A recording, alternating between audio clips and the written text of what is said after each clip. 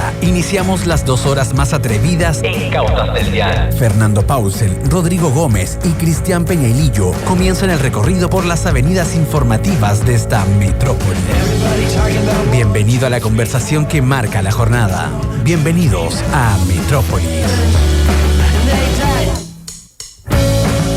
Hola, ¿cómo están? Muy buenas tardes, sean todos muy bienvenidos a esta nueva edición de Metrópolis Central. Claro, hoy las 2:59 partimos un minuto antes, hoy el programa del miércoles 21 de 2021, que como todos los días nos pueden escuchar en nuestra página web www.radiolaclave.cl y en nuestras redes sociales, Facebook Radio La Clave y en nuestro canal de YouTube Radio La Clave. Parto saludando a Jesús, quien se encuentra en los controles. ¿Cómo está Jesús? Y también a Joseph Araya, que se encuentra al cargo del streaming. También saludo a los Felipe, que están en el backstage haciendo las redes sociales de este programa. Así que saludamos a todo el equipo que participa de este programa. También saludo a Cristian Peñailillo, quien se encuentra conmigo en el estudio. Cristian, ¿cómo estás? Muy buenas tardes. Hola Rodrigo, aquí estamos bastante bien, con mucha información, mucho contenido para compartir en estas 2 horas, ¿no?, de este Metrópolis Central. Así es, y de inmediato pasamos a saludar a nuestro maestro, quien se encuentra en su casa, a Fernando Paulsen. Fernando, ¿cómo estás? Buenas tardes.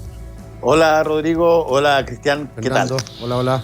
Así es, Fernando. Bueno, antes de meternos en los contenidos futbolísticos, deportivos, en realidad deportivos, porque Metrópolis es mucho más que el fútbol, un programa deportivo, pero también es un programa de actualidad. Y necesito, Fernando, que nos haga un pequeño contexto de qué está pasando con la ida al Tribunal Constitucional de parte del gobierno, liderado por el presidente Piñera, por el tercer retiro del 10%. A ver, aquí hay una serie de situaciones. Cada cual, de acuerdo a su conveniencia, trata de explicarlas a su manera, pero hay ciertas cosas que son hechos. Facts. Datos. Exacto, duros. Uno de ellos, si es que el presidente de la República tiene la obligación de acudir al Tribunal Constitucional con cada retiro del 10%, el presidente de la República faltó a su deber y por lo tanto está en una situación muy delicada en términos de sus facultades, porque en el primer retiro no fue al Tribunal Constitucional. Si es que no fue al Tribunal Constitucional, siendo obligación de él, como hoy día dice, que es obligación ir en el tercer retiro, entonces lo que puede pasar son una de dos: o no cumplió con sus obligaciones constitucionales, lo que eventualmente lo coloca en una delicada situación respecto de una potencial acusación constitucional, o dos, hay que ir al Tribunal Constitucional no es automático, no es una situación mecánica, sino que es una situación que a veces tiene evaluación, interpretación, análisis político. Y en el primer retiro, el presidente tomó una decisión de análisis político que no correspondía ni cabía ir al Tribunal Constitucional. Por lo tanto, en este sentido, la pregunta es ¿por qué va ahora? De nuevo. Si es que no va ahora, como lo acaba de anunciar, es porque tomó una decisión dentro de sus facultades, por cierto, pero una decisión política de ir y de frenar esta situación. Va en contra de un porcentaje nada despreciable, cercano al 30% de su propia coalición en lo parlamentario. Y esto, como yo lo decía en la mañana en el programa de Combinación Clave, Rodrigo y Cristian, es lo más parecido en términos de metáfora a la Superliga. El presidente toma una decisión que parece extraordinariamente lógica desde el punto de vista de las directrices constitucionales, a pesar que, repito, no lo hizo en el primero que correspondía, que también lo hubiese habido hecho si es que era tan obligatorio, y resulta que esta decisión que toma empieza a ser torpedeada internamente por sus propios partidarios y empiezan a agregarse actores que no estaban presentes antes, como son los grandes gremios. Hay un paro portuario. Bueno, allá iba yo, Fernando, un poco, allá te iba, perdón, Fernando, que te interrumpa, allá iba yo, mi pregunta siguiente era, ¿cuánto puede pesar políticamente que gremios importantes como los portuarios vayan a paro producto del 10%, del tercer retiro del 10%? La pregunta quizá habría que ampliarla a lo siguiente. ¿Por qué el gremio de portuarios va a paro? Yo te diría que en un porcentaje nada despreciable, probablemente los portuarios siguen teniendo trabajo porque el país sigue recibiendo. O sea, por lo pronto, si van a paro es porque están trabajando. Claro. Exactamente, o sea, para porque empezar, están trabajando y además porque se reciben a través de los puertos una cantidad enorme de cosas y particularmente durante la pandemia súper importante. Pero si es que van a paro, estando con trabajo y estando recibiendo sueldo, la explicación probablemente más racional al respecto es que están haciendo solidaridad, empatía con la gran mayoría del país que no está en condiciones de trabajar, está confinada obligatoriamente por el Estado y que por lo tanto no recibe los recursos que necesita para poder mantenerse. Y entonces, si es que esa es la lógica, si la lógica es más que lo que me afecte a mí, estoy preocupado por lo que le afecta a mi hermano, a mi hermana, al prójimo, al resto de la totalidad de los chilenos, yo creo que si eso es así, vas a ver probablemente dentro de los próximos 2 o 3 días un montón de gremios que tienen trabajo y que se sumen y que van a parar. Y eso no me digan, por favor, que no lo vieron venir. Sí, bueno, yo creo que de lo que ha pasado, más allá de la ideología, si el 10% corresponde, si es pan para hoy, hambre para mañana, si va a cambiar o no va a cambiar el mundo de la AFP, la verdad que si el sistema de pensiones es bueno o malo, si la herramienta de la AFP es mejor o peor, yo creo que eso queda un poquito en segundo plano, Fernando, cuando un gremio tan grande como el gremio de los portuarios para. Cuando un gremio de los portuarios manda un mensaje tan contundente y un poco en la lógica, en la línea que dices tú. Puede haber también algún mensaje político, seguramente los gremios en general están cargados de ideología, los gremios, sí. Pero indudablemente, Fernando, va a mover el tablero, es un tirón de mantel fuerte y hay que ver cómo esto lo van a tomar. Por un lado, primero... ya en la Cámara de Diputados y en el Senado ya pasó, ahora hay que ver cómo lo va a recibir el Tribunal Constitucional y cómo el gobierno va a sopesar políticamente esta movida, no sé si estratégica, pero esta movida solidaria de los portuarios. Así es. Bueno, y eso va a ser interesante porque yo tengo la impresión que es perfectamente posible que se sumen otros gremios con la misma lógica, una lógica de empatía, solidaridad y acompañamiento a la cantidad gigantesca de personas que están obligadas a quedarse por decisión del Estado en sus casas y que no tienen los recursos necesarios para poder subsistir. Ahora, poco ayudó el representante de los agricultores, Aristía, el presidente de la Sociedad Nacional de Agricultura. El presidente nacional en esta lógica, en esta empatía y en esta sensación de escasez que tiene mucha gente al decir que, claro, que el bono lo que genera es que la gente no trabaje un poco. Claro. Y yo creo que hay que tener cuidado, Fernando, cuando se estigmatiza a la gente. De partida, Fernando, porque un bono que es menos que el sueldo mínimo, en general, que han habido aportes, 2, 3 aportes, serán 3 meses de aporte que haya recibido la gente que más recibió, no da para no trabajar. O sea, estigmatizar a la gente que es floja, me parece que es un mensaje muy, muy, muy complicado. Pero esa es probablemente una de las variables más importantes que se toma en cuenta a la hora de discutir lo que está pasando en el país. Porque aquí nosotros hemos de alguna manera evitado conversar con los conceptos que deben ser utilizados, entre otras cosas porque hemos apartado ciertos conceptos de nuestro vocabulario porque parece que eso tiene una carga política extrema. Uno de esos conceptos es lo que se denomina ideología. Ideología es la forma como cada persona ve, tiene construida su visión de mundo. En el caso del el señor Aristía, su visión de mundo está construida sobre la base de que la persona, si puede evitar trabajar, no va a trabajar.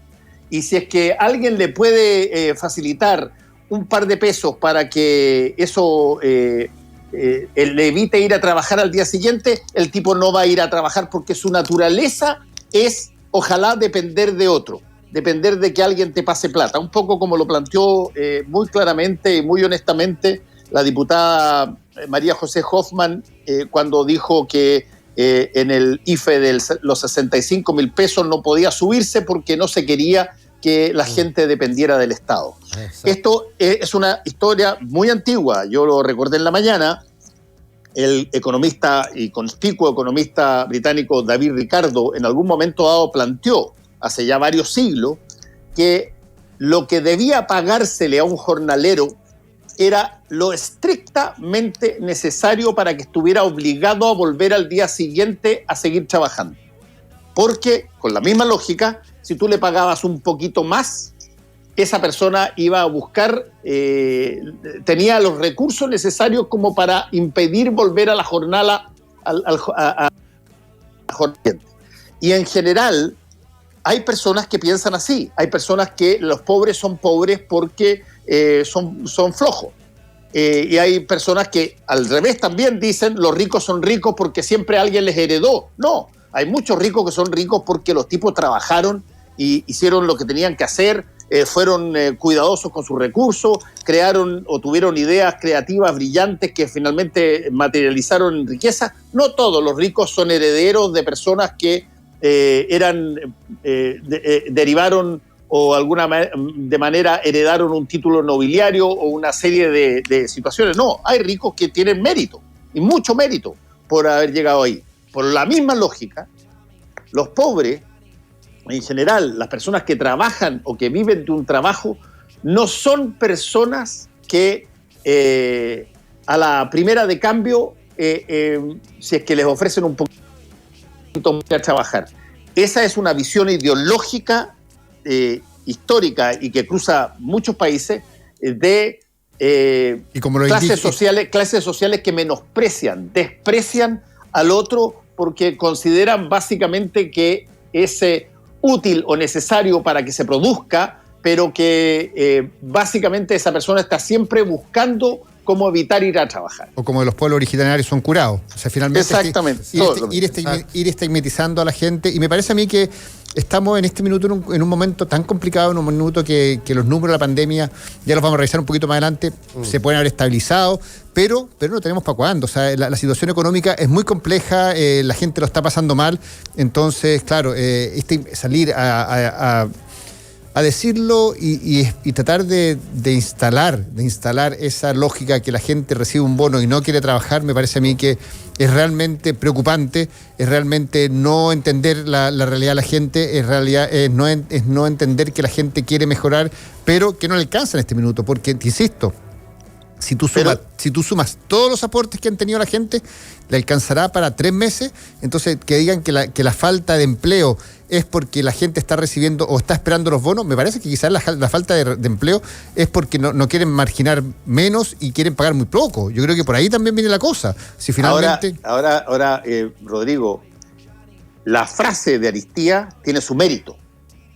El mérito, a mi modo de ver, y yo insisto en este punto muchas veces, es que en Chile somos tan mentirosos de cómo generamos los diálogos, somos tan hipócritas a la hora de conversar, inventamos tanta cosa para no decir lo que nosotros pensamos y utilizamos a otro. Mira, yo conozco una familia que, fíjate, hay 2 o 3 gallos ahí que no trabajan. Da lo mismo.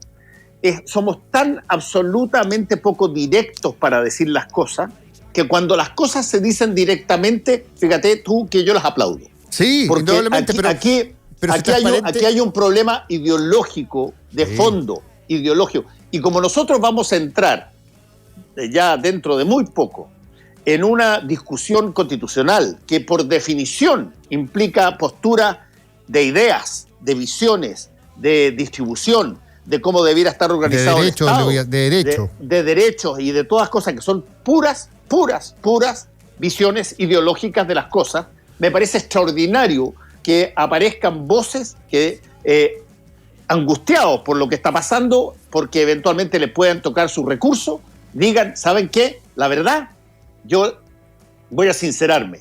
yo pienso que la persona solamente trabaja porque necesita la plata, porque si es que esa persona tuviera un poquitito más, no vendría nunca a trabajar. Y en gran medida son flojos naturales que... no quieren progresar, no quieren mejorar. No quieren progresar porque prefieren quedarse en una hamaca. O sea, a mí la verdad prefiero que Fernando, mil veces ese discurso sí, a del Gallo que trata de inventar las razones económicas, teóricas, matemáticas de por qué lo que te dan como premio o bono en realidad es suficiente. Sí, es cierto, desde la honestidad de Aristía me parece que es honesto, pero me parece que, claro, es menospreciar a la gente, no creer que la gente tiene sueños, que la gente no quiere progresar, que la gente no quiere trabajar, que la gente se prefiere quedar acostado en su casa, cuando la verdad que es muy distinta la realidad. Cuando uno tiene y se adentra en el Chile profundo, en el Chile normal, en el Chile que muchas veces no conocemos, uno se da cuenta que la realidad de la gente es otra y que no tienen más que sueños y quieren progresar y mejorar. Pero bueno, eso es un poco lo que está pasando en el contexto, en el ambiente que hay hoy día por el tema del Tribunal Constitucional. Sí. Por otro lado, las declaraciones de este referente del mundo del agro, y por otro lado también, en paralelo también, porque él se refirió bastante al impuesto a los súper ricos, que también está un poquito vinculado, Fernando, a la posición que tiene que tomar el presidente en relación al 10%. A ver, está asociado, y yo lo he dicho ya hasta la saciedad, está asociado porque el presidente tiene un conflicto de interés gigante, porque entre los súper ricos, uno de los grandes súper ricos es él. Y por lo tanto, cuando él invoca al Tribunal Constitucional, yo tengo derecho a preguntar si es que lo hace esta vez y no la vez anterior. Lo hace por... en el caso mismo de los súper ricos, que es otra de las posibilidades de poder ir al Tribunal Constitucional, que todavía no ha ocurrido. Pero si fuera al Tribunal Constitucional en el caso de los súper ricos, uno tendría todo el derecho a preguntarse si es que está yendo por su vocación y obligación presidencial, o si está yendo porque lo afecta. Claro, bueno. Es otra lista del tema, es otra lista a desarrollar, es otra lista a profundizar, y que seguramente en esta semana van a seguir siendo tema todos los días, y en combinación clave lo vamos a ir profundizando con Fernando y lo que corresponda también en Metrópolis. Aportarte dos datitos nada más a este temón, ¿no?, que desarrollamos a esta hora. Los líderes de la oposición, a través de una declaración conjunta, primero rechazaron el recurso ante el Tribunal Constitucional y le vuelven a pedir al presidente que aplique, ¿no?, una renta básica universal, ¿no?, de emergencia para todos los chilenos, para los que tienen, para los que no tienen, y le hacen ver, ¿no?, nunca es tarde para enmendar el rumbo, plantearon en esta declaración conjunta los presidentes de las distintas colectividades. Y además, diputados de oposición tendrían lista este viernes la acusación constitucional contra el presidente Piñera. De hecho, están reunidos a esta hora para analizar los argumentos técnicos y jurídicos de este eventual libelo. Y paralelamente, la comisión del Senado, ¿no?, está viendo, sigue avanzando, más bien dicho, con este tercer retiro que, bueno, sabemos de antemano que por lo menos hasta ahora el presidente Piñera y el gobierno acudiría al Tribunal Constitucional. Esas tres cositas que también están en desarrollo respecto de este tema, Rodrigo. Sí, está bien, ese es el tema y lo vamos a ir desarrollando seguramente Fernando en profundidad en su programa de todas las mañanas en Combinaciones Clave, y los temas que nosotros creamos que hay que profundizar también en Metrópolis, también porque Metrópolis es mucho más que deporte. Cristian, ¿cuál es el hashtag y la encuesta del día de hoy? Bien, el hashtag del día de hoy es Metrópolis Desafíos. Metrópolis Desafíos. ¿Por qué me dice usted qué desafío de qué? Los desafíos para los equipos chilenos que hoy día comienzan su participación internacional en Copa Libertadores y también en Copa Sudamericana. Por eso, Metrópolis Desafíos es el numeral con el que te invitamos a participar en esta encuesta que ya está colgada hace bastante rato en la cuenta de Twitter de La Clave, @RadioLaClave. Y claro, comienza la participación de los equipos chilenos en la Libertadores y también en la Sudamericana. Y te preguntamos, ¿a quién le irá mejor? Claro, hay distintos factores, ¿no? Plantel, jerarquía, que los vamos a analizar. Y estos son los 4 equipos. Unión La Calera, que debuta el día de hoy ante Liga de Quito. La Universidad Católica, que lo hará mañana ante Nacional, sí. Palestino, que debuta mañana ante Libertad por Sudamericana, y Huachipato, que lo hace hoy ante San Lorenzo. Esas son las 4 opciones para la pregunta y encuesta del día de hoy. Sí, indudablemente, Cristian. ¿Te puedo añadir una cosa? Sí, por supuesto, Fernando. ¿De seguir? Sí. Cito.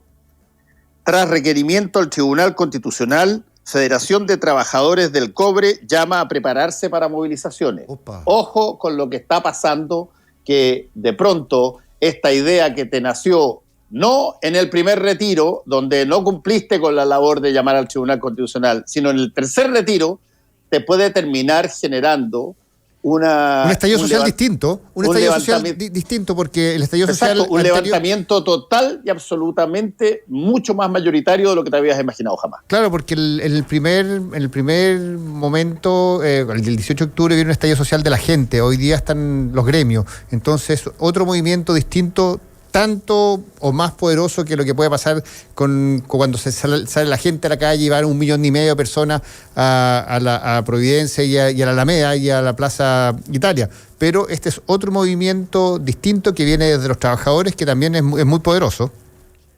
Por eso lo digo, partieron los portuarios, siguen los trabajadores del cobre. Espérate, si es que esta cuestión funciona así, esto es un boomerang brutal, donde tú tenías a una oposición enfrentando 4 o 5 elecciones que se venían, totalmente desperdigada, separada, parcializada por su propia ineptitud, y de pronto tienes a un gobierno que hace una medida perfectamente evitable, como lo había hecho en el primer retiro. Sobre todo, perdón, Fernando. Espérate, y puede terminar generando para que tenga una de las más electorales que se tenga en cuenta en la historia del país. Sí, y sobre todo, Fernando, que en un momento que tú podrías decir, ¿sabes qué? Los números del COVID, si bien no están buenos, pero las vacunas están funcionando. Yo siento que los números están mejorando un poquitito. Tú puedes decir, ¿sabéis que políticamente, la ideología cierra un poquito los ojos y termina un proceso antes de las elecciones de buena forma? Pero al final nos estamos dando cuenta que esto va a explotar, porque ya está pasando que los sindicatos importantes del país están reaccionando. Tal cual. Y te digo, de repente tú puedes encontrar una cosa curiosa, que no tiene un asidero, si tú quieres, material. Tú puedes encontrar que desde el ámbito de la empatía, desde el ámbito de la solidaridad, como ha pasado antes, tú puedes generar condiciones que transforman a un gobierno en una suerte de ratón acorralado en el rincón. Cristian, sigamos adelante en el programa y nos metemos un poquito en el deporte. Repitamos la encuesta y el hashtag, porque es importante, porque hoy parten los clubes chilenos en competencias internacionales, en 2 competencias distintas, 2 jerarquías distintas de competencia, exigencias diferentes, pero los metimos todos en un mismo saco, cosa que no es fácil comparar la Sudamericana que la Libertadores, pero los clubes chilenos, 4 clubes chilenos parten hoy día en competencias internacionales. Claro que sí, con el hashtag Metrópolis Desafíos te preguntamos cómo le irán a estos 4 equipos. Unión La Calera, la Universidad Católica, que hoy día cumple años, ¿no? Llega a los 84 años de vida, el tricampeón del fútbol chileno, Palestino, y Huachipato. Metrópolis Desafíos, el hashtag y el numeral para que voten y opinen, ¿no?, de cómo le va a ir a los chilenos en estas 2 competencias. Ahí está. A ver, los equipos son distintos. Yo insisto, la Copa Libertadores no tiene nada que ver con la Copa Sudamericana desde la exigencia. Yo anoche veía los partidos de la Copa Libertadores, vi un partidazo que fue Vélez con Flamengo, que termina ganando 3-2 Flamengo visita y demuestra las credenciales que tiene un equipo, no sé si favorito a esta altura en el primer partido de Copa Libertadores, pero equipo que tiene jugadores realmente de nivel de otra talla. El ritmo que muestra el partido, más que muchos hablan de la intensidad. Sí, intensidad, pero bien jugada, intensidad con precisión. Me encantó ver a Pablo Galdames, un volante que que el Vélez pierde 3-2 porque enfrenta a un gran equipo como Flamengo, pero Pablo Galdames jugó a un gran nivel, parte jugando primero como un volante, un doble volante central, sí, y después termina jugando como volante central único por los cambios que va generando Pellegrino, entrenador de Vélez Sarsfield. Pero, Fernando, la verdad que es distinto cuando uno ve ese tipo de partidos. Claro, tú me puedes decir, claro, pero es que Always Ready le ganó a Inter de Porto Alegre, que jugó un tiempo Carlos Palacio. Pero Always Ready, que me da risa el nombre, la verdad que me genera algo. Always Ready. A mí lamentablemente me trae los Boy Scouts. Siempre te tienes que poner un pañolín. Claro, un pañolín. ¿Cómo se llamaba el que inventó los Boy Scouts? Se me olvidó. Espérate. Powell. Sí. David Powell, que no. Claro, Always Ready le gana a Inter de Porto Alegre, pero jugaron en La Paz. Jugar en La Paz siempre tiene una ventaja deportiva, porque jugar a 3.600 metros de altura se siente, no es un cuento de la humedad, no es un cuento del calor, no. La Paz, la altura se siente, y lo digo por experiencia propia. Si bien a mí no me costaba mucho jugar en La Paz, es una realidad que los jugadores se apunan, que los jugadores lo pasan mal y te quita ¿No te costaba a ti? No te costaba a ti, ¿no? No, de hecho. Déjame contarte una anécdota. Yo, fíjate que fui en un avión, venía un avión de Colombia e hizo una escala en La Paz. Y bajamos porque nos dieron 1 hora y media, una cosa así de bajada. Y detrás mío venía una señora, más o menos mayor, o sea, como de mi edad hoy día, y de repente la señora como que, para serte franco, como que le viene un vaído cuando sale, claro. Respira 2 o 3 veces, viene un vaído y como que se cae, y yo la tomo a la señora, me cae encima, ¿Y te moviste rápido? No, pero espérate, me moví rápido, la tomo y la subo 4 peldaños de vuelta al avión, oye, y casi me ahogué. Sí, pues. Es que eso pasa, por eso te dice, te moviste rápido. O sea, casi me morí, me costaba respirar, subí 4 peldaños, ¿no? Si no fue nada más, con un peso, como el peso de la señora, sí, pero pues. Yo me imagino lo que debe ser las personas que tienen que jugar 90 minutos ahí. Sí, bueno, yo tenía compañeros, siempre cuando tú llegabas a La Paz, a mí me tocó llegar el mismo día, llegar 3 días antes y llegar 6 días antes. Lo mejor fue llegar bastante tiempo antes porque te terminas aclimatando más. Lo peor para mí era llegar al mismo día porque el avión a mí me genera susto y, claro, la deshidratación, la tensión del vuelo, para mí era peor que llegar a La Paz y estar 3 días antes. Pero las 2 veces que estuve varias noches en La Paz, mi compañero de pieza se ahogaba en la noche porque, claro, como tienes menos oxígeno, despertaban en la noche ahogándose y pasa eso y al final está el tema físico el tema biológico que tú lo sientes en la cancha, y por otro lado también está el tema mental. Está el tema mental que tú sabes que te va a cansar, sabes que te vas a sentir peor. Yo me acuerdo de una jugada en la Copa Libertadores del 93. Le meten un pelotazo, yo estaba jugando volante central, a la espalda del Moto Romero, al Diablo Echeverri, que jugaba en esa época en Bolívar. Yo voy a línea de fondo, me barro y tiro la pelota al córner. Voy caminando, trotando a ponerme. Mi posición era el primer palo. Mi posición era el primer palo. Y Oscar Vir me dice: Rodrigo, ¿qué te pasa? Oscar, no veo nada. Veía solamente. Veía luces que se me daban vueltas. Pero es la falta de oxígeno. La falta de oxígeno genera ese tipo de cosas. Pero bueno, Oscar me dijo: ya, dale. Finalmente ese partido lo perdimos 3-1 en el año que llegamos a la final de la Libertadores. Curiosamente, después fuimos a jugar a Oruro, donde había más altura. Y nos sentimos mucho mejor. También el equipo era más malo, pero ese día llovía torrencial en Oruro, que tenía un poquito más de altura, pero hacía un frío que no tenía idea, no te daba ni la altura sentíais, porque imagínate lloviendo a casi 4.000 metros de altura, hacía mucho, pero mucho frío. Todo esto era a propósito que Always Ready le ganó a Inter de Porto Alegre, uno de los equipos, no sé si favorito, pero un equipo brasilero que pierda con un equipo boliviano hoy en día se ve poco, pero la componente de altura influyó mucho. La encuesta está en nuestra página, en nuestra cuenta de Twitter, @RadioLaClave. Es en el fondo de los 4 equipos chilenos que están participando en Copas Sudamericanas, 2 en Copa Libertadores y 2 en Copa Sudamericana. ¿A cuál le ve mejor? ¿Cuál va a llegar más lejos? ¿Unión La Calera y la Católica, que están en Copa Libertadores, o Palestino y Huachipato, que están en la Copa Sudamericana, Cristian? Sí, señor.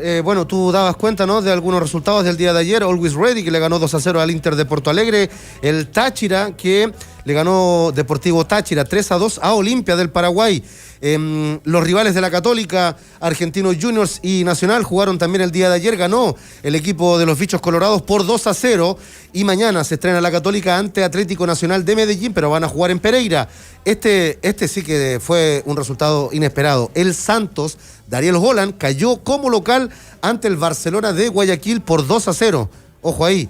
Y bueno, el Santos, que viene de la clasificación que dejó eliminado en Copa Libertadores a River Plate, a San Lorenzo Almagro, sí, y San Lorenzo Almagro pasó a la Copa Sudamericana. Cristian, ¿algún consejo antes de ir a la primera pausa? Sí, pues tenemos un muy buen consejo a esta hora de la tarde y tiene que ver con Parque Met. ¿Sabías que el Parque Metropolitano de Santiago está formado por 6 cerros? Desde la cordillera de los Andes hasta la ciudad se ubican los cerros El Carbón, Polanco, La Pirámide, Los Gemelos, Chacarillas y el San Cristóbal. Conoce más sobre el Pulmón Verde de Santiago en parquemet.cl y en sus redes sociales @parquemetminbu. Vamos a una pausa, Metrópolis, y volvemos. Estás escuchando Metrópolis. Volvemos luego de una pausa. 92.9. La clave me escucha.